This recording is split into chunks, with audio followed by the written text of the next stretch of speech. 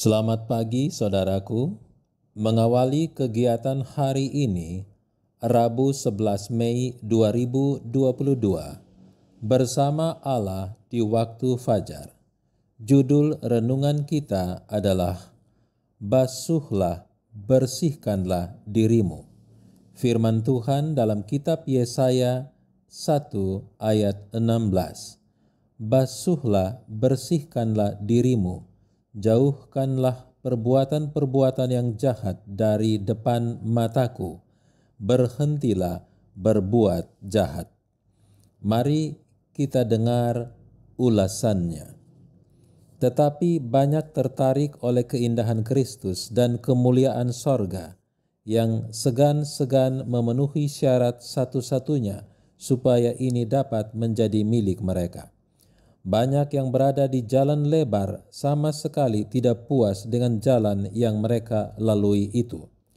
Mereka rindu melepaskan diri dari perhambaan dosa dan dengan kekuatan mereka sendiri berupaya untuk membuat suatu pendirian melawan kebiasaan-kebiasaan berdosa mereka.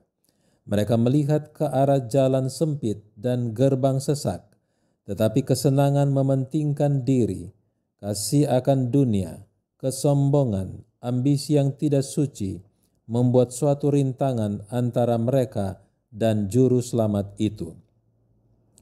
Untuk meninggalkan kehendak mereka sendiri, sasaran kasih atau pencarian pilihan mereka memerlukan suatu pengorbanan di mana mereka bimbang dan ragu serta berubah kembali. Banyak akan berusaha untuk masuk tetapi tidak akan dapat. Mereka menginginkan kebaikan mereka, berupaya untuk memperolehnya, tetapi mereka tidak memilihnya. Mereka tidak mempunyai suatu maksud yang tetap untuk memperolehnya di atas segala-galanya. Saudara, harapan satu-satunya bagi kita, jika kita mau mengalahkannya, adalah menyatukan kehendak kita dengan kehendak Allah dan bekerja sama dengan Dia. Jam demi jam dan hari demi hari, kita tidak bisa mempertahankan diri dan masuk kerajaan Allah jika kita sampai kepada kesucian. Itu adalah melalui penyangkalan diri dan penerimaan pikiran Kristus.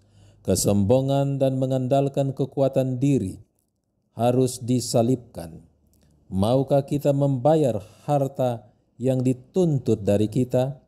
Maukah kita membawa kehendak kita ke dalam persesuaian yang sempurna dengan kehendak Allah? Sebelum kita mau, kasih karunia Allah yang mengubah tidak dapat dinyatakan kepada kita. Saudara, pertobatan adalah langkah yang pertama yang harus diambil oleh semua orang yang mau kembali kepada Allah. Inti perenungan kita adalah untuk menjadi seperti yang Tuhan kehendaki adalah jangan mendua hati. Memang kita manusia daging yang condong kepada dunia, tetapi dibutuhkan kebesaran hati untuk memilih dan tegas menyatakan tidak dengan keinginan daging dan ya untuk kehendak Roh Kudus.